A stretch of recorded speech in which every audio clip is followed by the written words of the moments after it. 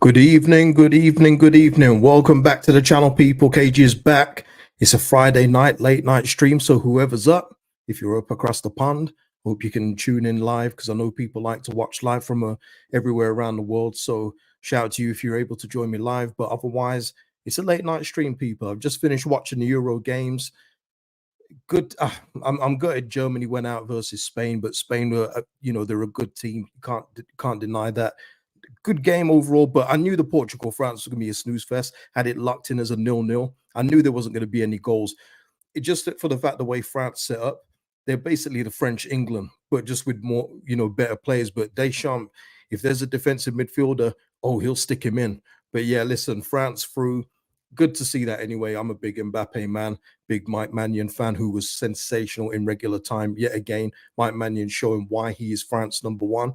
But yeah, listen, people. Oh, Louis Deschamps, the French Farke, could be the French Southgate. I'll be real with you. Matt in the house, waiting for the snooze fest and pens to be over. I was hoping it would get done in regular time. I could have come on at 10 o'clock, but it is what it is here. Mikey saying late night KG, let's go. Yeah, let's go. Yvonne saying evening to everyone. Yeah. Nige, did I enjoy the Euro games tonight? I enjoyed the Spain Germany towards the end. I felt like it was much more back and forth towards the end. Bit slow, but I think it's coming to that stage now, isn't it, where nobody wants to make a mistake, so the games are a lot slower. I don't know. Maybe we'll get something different in the Netherlands Turkey game. I think there's going to be a few goals in that. I think both teams just can't help it. So I'm looking forward to that game. Obviously, England Switzerland is there too. I think there might be a surprise there. I think Switzerland looking good. I'll just say that. Good to see you, man. Good to see you, Ash, and good to see everyone that's able to join me now. I know it's late in GMT, but there'll be people around the world that can tune in, man. Matt saying at least as England fans will be out of our misery tomorrow. Well, you England fans, yes, I'm not. I don't claim it, but yeah, I don't know. England have got a good chance, but the fact that you're having to weigh it up, can England beat Switzerland? It shouldn't really be a question, but it is. It is. Lee saying France stinking out the joy, but Portugal deserve to lose for sticking with Ronaldo, who's well past it. Yeah, I'm a big CR7 guy. As you guys know, I'm a big CR7. And I still think at the age that he is now, 39, he's still got something to give, but he is being a hindrance up front. He's probably the definition of people when they say strikers need to do more than just score goals. He can give you the moments, but it's clear that whenever they get the ball, you only have to watch the games. Whenever they get the ball, they're looking for Ronaldo. Even if someone's in an open lane, you wouldn't see Bruno Fernandes do this for Man United. He'd shoot, but whenever he gets the ball, it's to Ronaldo. The winger's always trying to find him. He is becoming a little bit of a hindrance to him, but it is what it is. That's probably his last game for Portugal, but he is the embodiment of a living legend. There's been only Messi that's comparable to him in the recent history. Only two players that neck and neck. Just brilliant overall. But yeah, I think the time has come. FV White saying late night KG. Yeah, listen, shall we? I'm going to try and make this a quick half hour. I think always people laugh at me when I say that because it always goes longer. But listen, people, before I go, housekeeping, like the video if you haven't already, please do that. Subscribe to the channel and of course drop your comments below. Thank you to John Abbott who donated a super thanks on the last video, much appreciated. And Jason Hall who became a member. And Jason, I'm sorry you came a member on the earlier video today. I just forgot to shout it out. That's my bad. But thank you to Jason who's become a member, and membership link is in the description. Goes a long way to helping me out, and trust me, your support is appreciated. Russ is saying he'll make it to the next World Cup. You know what? In his head, he probably will. And no doubt, if he doesn't retire from international football, you know what, Russ, you probably a good shout. He probably will make it to the next World Cup. You're probably right. So yeah, listen, people. Shall we get into it now? Let's get into it. Now, there's been some new pictures. Some people have been saying, is Daniel Farke around? You've seen all the players in training, everything else. Well, here's Cree. He is here. He's looking lively. And here's some people's favorite person, some people not so favorite person. But Daniel Farke is in the house. Obviously, he's going to be there in the training. Obviously, he hasn't walked away like people were saying on, those things, after the Archie Gray deal. Daniel Farke's so upset he's going to quit. He's here, people. So there you go. Daniel Farke is there. Uh, Alan here saying, good evening, KG. Catch the live quality content, number one Leeds United content creator. Thank you. Number one in your hearts, Alan. Number one in your hearts. Thank you for that. Yeah, Messi missed penalty kicks yesterday. It is what it is. Listen, all these players, and you've seen how great Messi is over the years. It just comes a time for everyone. Look, LeBron James is still my guy, and he's still doing sensational things at his age right now. Is it going to continue into next year? We'll wait and see. Sidney Crosby for the Penguins, still going strong at 37. These people that I've just mentioned here are generational greats in their respective sports. But there comes a time for everyone. Father time waits for nobody. These guys just seem to have put it off a little bit further down the line. But yeah, listen, brilliant, brilliant, brilliant players.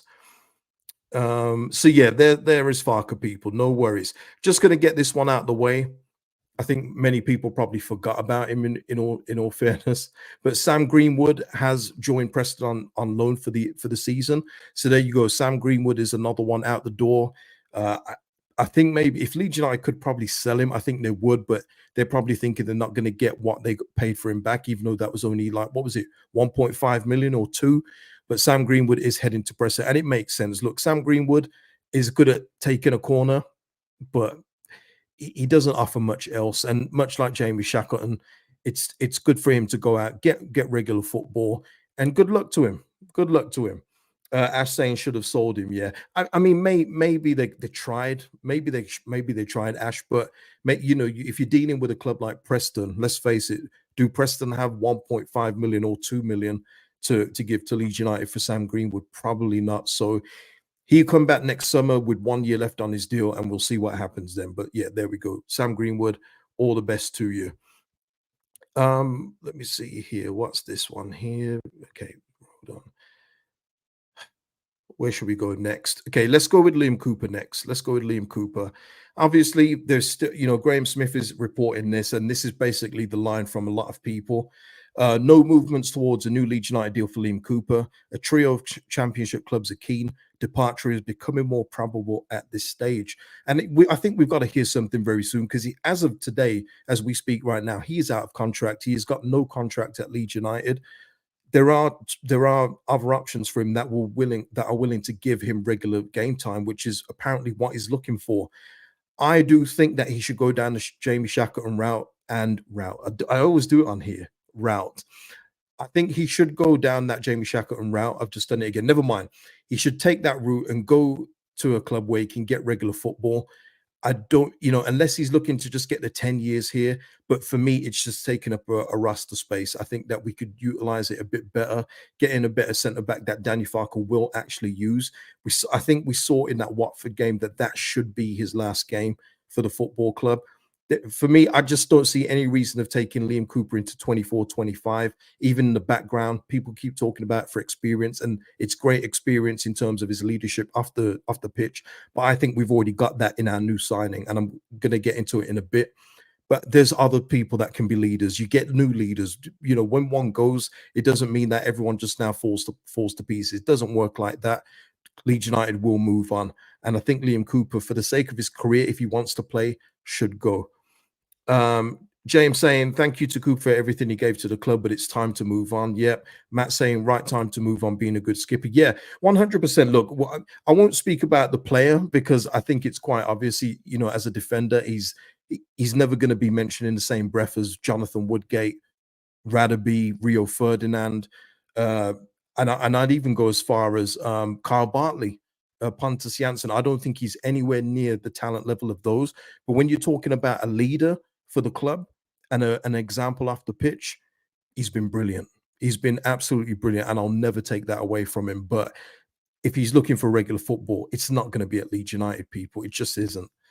If only, yeah, that would be a nice thing, wouldn't it? A nice roundup if Hull City would go in for him. But I don't know if Hull City are one of the clubs, but I think Hull City are actually aiming for playoffs. So unless they think he's going to be able to carry them to playoffs, but they're going to have a bit of money soon. They were about to sell Jacob Greaves for I think it's nearly 30 million.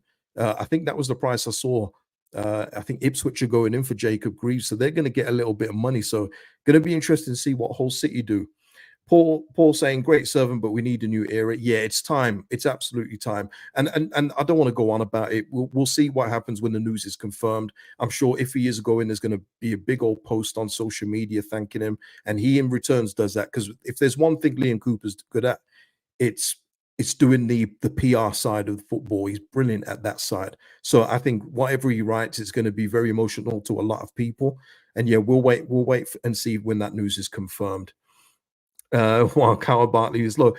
Sean, I don't know, because you know what, you say that though, but Bartley and Janssen in that Gary Monk year, they were colossal. They were a good partnership, and I think we had Rob Green in goal.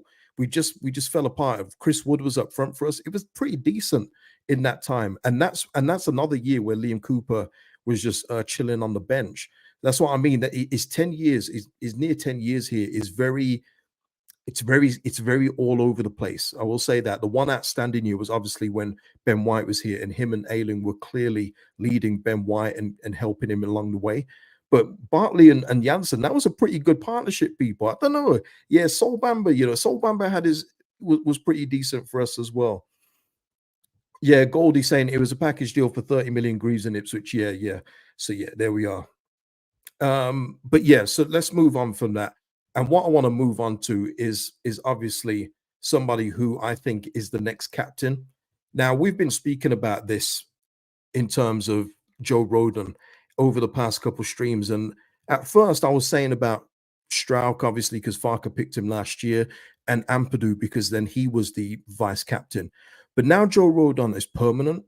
And after hearing his interview with LUTV, and if you haven't seen it, please go and watch it, because you'll know what I'm speaking about in totality. I think Joe Rodon is the absolute perfect person to succeed Liam Cooper at the football club. If anyone disagrees, put it in the comments or the live chat if you're live now. But for me, there is no other person perfect than Joe Rodon for the captaincy. I think ushering in the new era, he is the embodiment of what we are looking for going forward. I will say this, and there's going to be a few quotes on this one, but they've made an omission on here of what he said in regards to Ethan Ampadu. But I'm just going to read a couple of lines from this. The full video obviously is on LUTV. He's delighted to be back. To get it over the line and underway so early is a perfect start for me. There was, of course, interest elsewhere, but for me, in my heart, there was only one destination. He was talking about as well, with the way it ended last season, it sounded like there is unfinished business. And you know what really got me?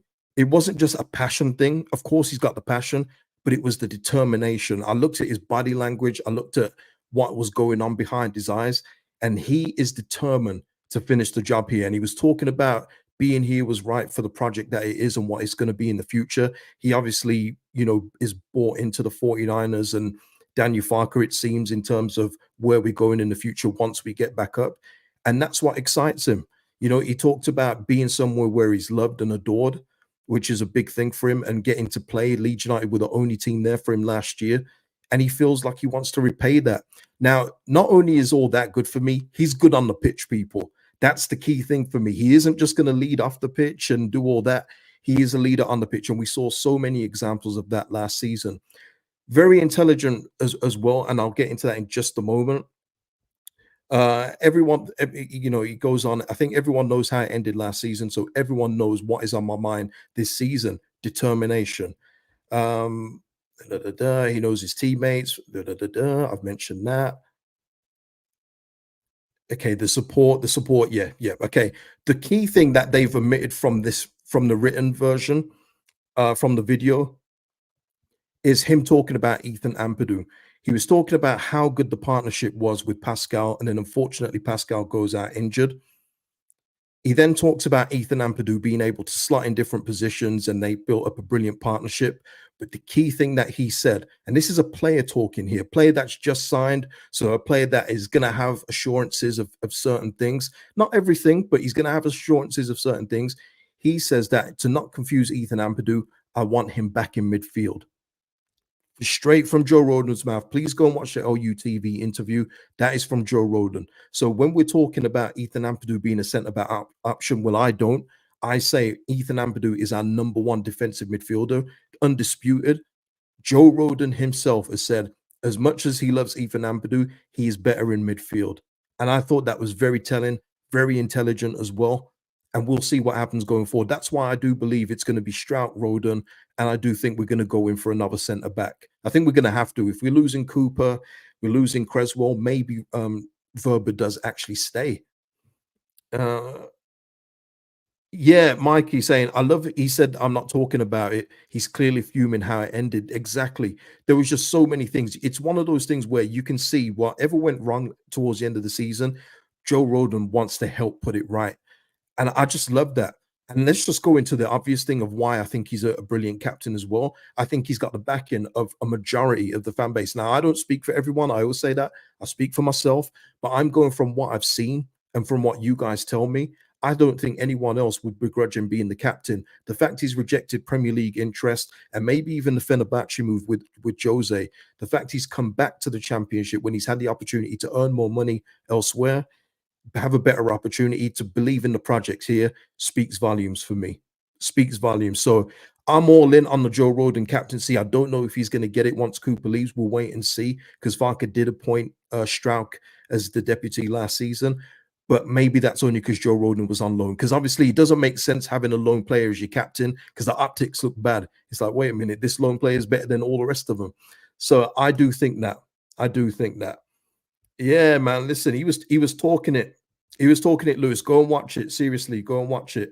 Matt saying he's a Rolls Royce at this level, solid, durable, and dependable. Barely put a foot wrong. Exactly. And I'm saying even in the games where he was slightly off it, and I mean slightly, he didn't look like a nightmare to happen. You know, like maybe like a Furpo does when he looks off it, or Cooper. You know, and even during the bad times, he wasn't hiding. That's another thing that I love about him. He was not hiding at all. He was there. He was there being depended on. Even when we was losing games, he was vocal, telling everyone where to be. We saw what happened when Bamford took a penalty and he turned around like, you remember what he did. So there we are. Yeah, that's what I say about Joe Rodon. I don't know. Yeah, he's very consistent, probably one of the most consistent performers along with Somerville last season. You can probably count on one hand how many real bad games he had, and it's probably not even on, you probably don't even get to three. You know, maybe he had some average games, but very like ridiculously bad games. No, even in the game he got sent off, I don't count against him, because he was brilliant for 60 minutes. It's just that he was doing his and Luke Ayling's job in that game. He was doing two people's jobs. Jack saying he's not scared to speak up when his teammates don't live up to the standards. True. In the season we got relegated, there was a lot of players staring at their feet, begging the ground to swallow them up. Yeah. I mean, that last game, won't go into it again, but Jack, you know my feelings on that. There was a lot of players hiding on the pitch. And I was there for that game. So I saw it in real time, seeing the full pitch and seeing players like go behind two Spurs players saying, give me the ball, when they know they're not on. You know, one of those. It was disgraceful the way that happened. So yeah, this is new leadership, man. Yeah, and he's deceptively quick. He is. He's quicker than I even thought he was when he first joined. I thought, wow, he's actually quicker than I thought. So I think he's nailed on to be captain for me personally, but we'll wait and see. Nige saying, KG, now Cardigan man is at Burnley. That is Scott Parker, people. Do we get Roberts? Don't know if Connor Roberts is coming. Obviously, speaking of Joe Rodon, his brother Sam has been saying to Connor Roberts when he is signing here. But we also have to look at Burnley and think their competition is going to be us. And will they sell to us in the same division with us fighting for basically the same spot? I don't know. But it all depends on how much Burnley want to keep him, and also maybe how much Connor Roberts wants to come back. You know, maybe a deal can be worked out, but I do think there's more irons in the fire when it comes to right backs. I think there's probably someone that Daniel Farke maybe trusts a little more than Connor Roberts, because you also have to remember the way Connor Roberts was used last season. Yes, he got injured for a portion of his loan spell, but he was fit for a few games and still sat on the bench. So I don't know. Maybe Connor Roberts himself doesn't want to come back. So we'll see. We'll see. We'll see if anything comes up with that. And just ending on the Rodon talk.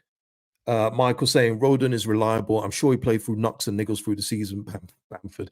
Yeah, yeah. I mean, you saw that, didn't you? He'd take one hell of a knock. Looked like he's going to come off for or he does get taken off in one game and you think, damn, is he going to be out for a few games? He's back in the next week, the very next game. Just really durable, dependable, everything that I like in the centre back. So, and he can play as well. He can play with his feet. He was getting better towards the latter part of the season too. So yeah, it's a slam dunk. Let me know in the comments what you think in regards to that. Speaking of centre backs, I mean, this has been very centre back heavy. Jordan Torunarigha, sorry, he's been linked with us previously, but he is on the list now of Stuttgart. So I think Torunarigha was going to be, drafted in as probably a squad member. I think basically our first choice is Struijk and Rodon, but he would have been in the mix as a squad member. But it seems that Stuttgart have taken the lead, and he's got a desire to go there.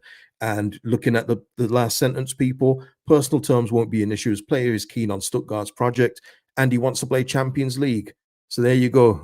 You can't really do much against that, can you? And that will be a sensational move for the man. In terms of going from Ghent to the Bundesliga and a Champions League side.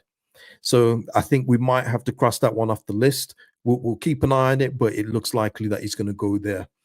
Ira in the house. Nice to catch you live from Hot Idaho, USA. Shout out to you, man. Shout out to you. And listen, shout out to everyone watching. Again, if you haven't already, please like the video if you haven't done so. Just helps the channel out a lot. Thank you. Daniel from Australia here. Yeah. I always see that in my analytics, Australia. It's pretty big support out in Australia for Leeds United. Mark, bloody hell, KG, late one for you. Shouldn't you be in your cup? Tremendous. Tremendous. Right, so there's Torunarigha. We'll go there. Now, listen, let's talk about Pascal. Let me just get a few of these windows closed. You know how I go, people. Always windows open. But this was mentioned on the earlier stream in terms of Pascal Struijk. It seems that Torino have taken an interest in signing Struijk. Now, I don't know if there's a deal to even be done, but the thing that probably makes it a bit more complicated is this. They're about to cash in on a player of theirs, Alessandro Buongiorno, let's go with that, to Napoli, giving them some cash to spend on a replacement. So that's going to be like 34 million pounds. So when I was talking earlier, I was talking about Torino and going, I think Serie A club would want Pascal, but do Torino have the money? And listen, we don't know where that 34 million's going. We don't know if Torino need to pay this, to pay that. Who knows? But I would just say this with Pascal. If it's my choice, this is not like a Glenn Kamara situation where I'm pretty cool with him going, as long as we now get a more playmaking, set piece, someone that gets goals, assists. We do need to replace one of these defensive midfielders with a more, creative player. But for me, Pascal is a key component as to why we will go up. And people talk about Pascal looking the way he does now. He looks bigger, but in a good way. He looks like he's put on a bit of muscle. And I just wouldn't want to see that broken. Now, of course, the situation is different if Pascal comes out and says, actually, I want to go to Torino. And Torino, shout out to them. They finished above Napoli this season. Yes, they've still finished mid-table in Serie A, but it seems like they're trying to build on whatever they did last season and maybe hit European spots. So maybe that there could be a sell for him there. But if Pascal is saying, no, I want to stay put, then reject all offers, in my opinion. I would like to see Struijk be here. You just think about centre-back options, Struijk, Rodon, at the moment, Verba. That's a decent start, isn't it? It's a decent one. And then we obviously get in another one to complete it, to get 4 centre-backs in, which Creswell leaving this weekend and Cooper possibly leaving. What are people saying? Ash is asking, would you take Llorente back at this level? No, I wouldn't, especially not in the Championship, Ash. I feel like he had a hard time in the Premier League alone. I think the Championship would be a nightmare for him. I think he needs to go back on the continent. Hopefully, Betis come back with a more improved offer. Yeah, Russ saying we missed his threat in the air. Definitely we did. He got 3 goals and he missed half a season, people. Just think if he had the full season, he's probably getting 5, maybe even 6. Because that's what you get. I've said it for years with Pascal. I expect him to get 4 to 5 goals per season, just purely from set pieces. I think he's that dominant in the air, and I think we'll get to see it this season. And I won't go. People talk about him being injury prone. I don't fully buy that, and I don't think that this was his fault. it was the previous medical team. And speaking of which, segue king, give me an applause for this, people. Adam Pope reported that I understand Henry McStay, first team lead physiotherapist, will be stepping up to fill the position vacated by ex head of medicine and performance Rob Price, who left for Derby County. McStay, 39, was on the club's book as a player 20 years ago. And I do remember Henry McStay being at the club because he was on Football Manager at the time. So yeah, listen, he's going to be the new guy in charge. And listen, it doesn't mean just because he was second in command to Rob Price that he's going to be as bad. I think everyone's always seen it in terms of real life, jobs where you've got a doofus for a manager, but you've seen the second in command is the smarter one. And you're like, why aren't you the manager?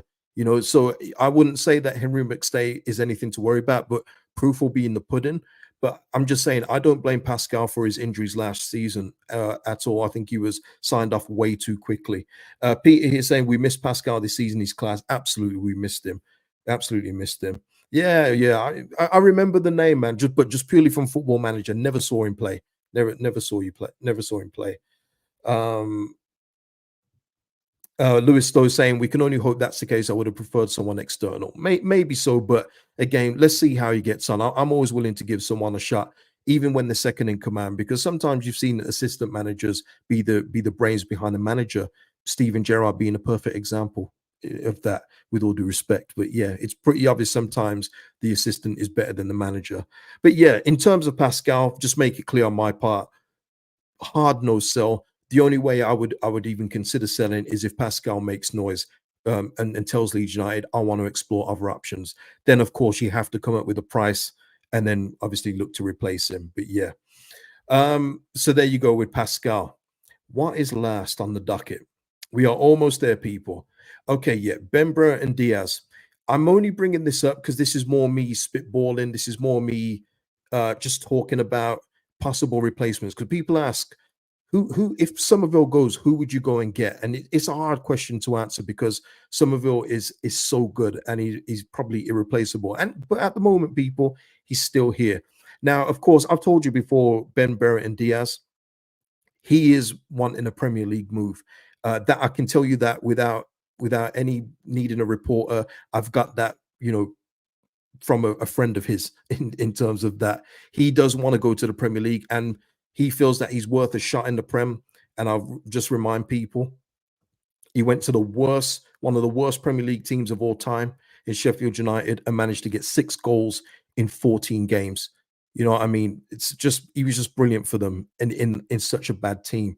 But what I'll say is, again, if a Premier League club don't come in for Brereton Diaz, I would love Ben Brereton to look at us like Joe Rodon has looked at us and say, okay, I want to go Premier League. No one else is coming in for me. I think Leeds United could be the vehicle. Apparently, his price tag as well is only 6 million. 6 million, people. That is a snip for Brereton Diaz. And from the information I've got, we could get that and pay the wages that he'd probably be looking for and have some change left over. Tell you, when we do sign a winger, I will tell you what that is. I'm allowed to tell you guys. Until then, no, I'm going to keep it in my phone for now. But yeah, Brereton Diaz can play left, right, up front. He's good off the left, so that would kind of be the Somerville thing for me. Yeah, he would just be brilliant for me, and it would be a nice replacement. I don't think it's possible. Guess who's looking at him, people? Ipswich and Southampton. Shock horror. The other team that I thought would probably be in for him if he was available was Everton. But as we've seen, Everton have picked up Jack Harrison from us on loan. And they've also signed Iliman Ndiaye, another ex-Sheffield United winger. They signed him from Marseille for 20 million. So you got to believe Everton don't have that much left to play with. So, and there's probably a few other Premier League teams that may look at him, but it's going to be Ipswich, Southampton, who I do see taking a punt on him, of course. But yeah, Brereton Diaz, if that was even possible, I would love to get it, especially at 6 mil. That's it. Jack saying, how does Brereton Diaz spend his time in Spain and look so pale? He was only there for a little bit, in all fairness, Jack. He had the Robbie Keane thing with us. Well, not with us. When Robbie Keane moved from Wolves to Inter, if anyone remembers that, He was all set up to go there, and he moved on a free. And then that Inter manager got sacked maybe 2 weeks after he arrived, and that's why he ended up at Leeds United. But pretty much with Brereton Diaz, he was there with the Villarreal. He agreed to deal with them, and they sacked their manager, and he was just left floundering. So that's why he moved to Sheffield United. So he's been in England more than Spain, in all fairness. David saying Nanto also good on the left. Nanto is better on the left. That is his position. It's just that Somerville just surpassed him, and Somerville was the man on the left. Nanto for me is much better cutting in on his right foot from the left, or playing up front. I think he should have been given more of an opportunity there as well. But again, with Nanto, we don't know if he's going to be here, so that's going to be one to keep an eye on. Obviously, we're expecting big bids for Somerville and Nanto. And listen, for the people that keep on saying in regards to we can't sell everyone, of course we can't sell everybody, but we are in the championship, and if these better players that we know are better than championship level want to go, you have to negotiate the best deal and then bring in a replacement. You can't keep unhappy players. It does no one any good. Trust me. I mean, there's so many stories of players when there's unhappy dressing room, especially if they don't want to be at the football club or the league they're in. It's just no good. I mean, it's an extreme example, but if you remember when Stoke City got relegated, that team was Premier League. Like, it shouldn't have been as bad as it was, but because so many of the players did not want to be there, they stunk. And now look what's happened to Stoke. So for me, it's much more important that we have a dressing room that wants to be there, that is bought all into the project, than have a player that's saying, you know what, I've got an offer here, I'd love to take it. That's just the way I look at it, though. That's just me. Um, Yeah. Oh, yeah. Goldie saying, just realized Ipswich are looking at Greaves and Philogene for 35 million. You see that? You see the dirt they tried to throw on Philogene's agent's name, all because, and you know what it was, people. They tried to make out like Philogene's agent just went to Barcelona for giggles. They made it out like he was trying to sell his player to Barcelona and drum up interest in that way. And you know what the truth was? You know what the truth was? It's that Philogene didn't want to go Barca. There was no way for him to go. So Philogene is another one. Again, Ipswich talking about Philogene, Southampton again. And I think there's another club as well, Goldie. But he's looking to go to the Premier League right now. But La Liga is in his future later down in his career. It's mad how they just tried to do the agent dirty, though, I must say. Must say. Um let's have a look. Jack saying, let's go with a bit of immaturity. Why not, man? It's Friday night, Jack. I'm going to be immature about and believe Somerville staying. These alternatives don't inspire me the same way Somerville does. Oh, and Jack, none of them do. Not even Brereton Diaz. The only thing that with Diaz is that you're going to get goals. Like you're not going to get the drive that Somerville gives you, getting you up the pitch. He's a decent dribbler. I'm not taking that away from Diaz, but Somerville is another level. We know that, but that's why it shouldn't be surprising that other teams are looking at these players. It should be more like, oh, I can see why these teams are looking at them, because they were brilliant for us last year. But yeah, I'm with you, Jack. Look, I've already said this, and I'll say it again. If Somerville is here come the end of the transfer window, it's probably the best signing that Leeds United have done. I just I find it hard to believe. But if they do it, then we've got Somerville, and it's a cheat code yet again. It's another cheat code. Mikey saying Palace, I think, for Somerville. Oh, no, you're not. You're saying for Philogene, isn't it? Yeah, that makes a lot of sense. Elise. Another thing as well, I talked on the earlier stream about Archie Gray going for 40. I mentioned Chiesa for Juventus going, they want 25 for him. I know it was a release clause in his contract, but much like Archie Gray. But think of Elise, he's going to Bayern Munich for 45 million. There's going to be add-ons in there, but again, you look at it from an outside point of view, even though everyone wanted Archie to stay, 40 million is pretty good business for Archie Gray when you look at Elise, who's proven at the highest level, and he's going to Bayern Munich for 45. I think we've done pretty well there. Must say. That's what we're saying. What we're saying. Nigel is saying we need to start getting signings in, give Farke a chance to have them for pre-season, not after the season start. 100%, Nigel. And you just hope. Listen, I do believe that we will get signings in pretty soon. And I think it's just going to be one of those again where we hear about it once it's in motion. We won't hear it that we link to a certain player and then it takes 2 weeks. I think it's going to be much like, even like the Max Aaron ones. Remember that one, people? Who remembers the Max Aaron's debacle? It was all done and dusted. We agreed a fee, we agreed terms. He's on his way, and then Bournemouth gazumpus, one of those. I think it's going to be much like that. I think it's going to be like the Gruev deal, like the Ampadu deal, where we hear about it maybe on the day before, and the deal's done the next day. I think it's going to be like that again. So I would say just be patient. We're still only on the 5th of July. There are going to be outgoings, but I do believe they're going to be incomings too. And if there isn't, come and shoot the messenger. I'm here to be shot at if the transfer window closes and our squad isn't up to par. I'll be there for it. We'll be there. We'll be there for that. Russ here is saying, oh, Russ. In my opinion, once the Euros are finished, transfer activities will speed up. Yeah. I mean, I would say some of the deals we're looking at won't be anything to do with the Euros, but we still have a few things in play from the Euros, like Rasmus, like Verba. We don't know what's happening with those two. And that will impact our business people. We need to know what kind of money we can play with going forward and what we've got to spend in terms of wages and everything else. So there's a lot of things, a lot of moving parts that need to be settled. And let's see what happens in the coming days. Certainly the week. I don't know. So for the week.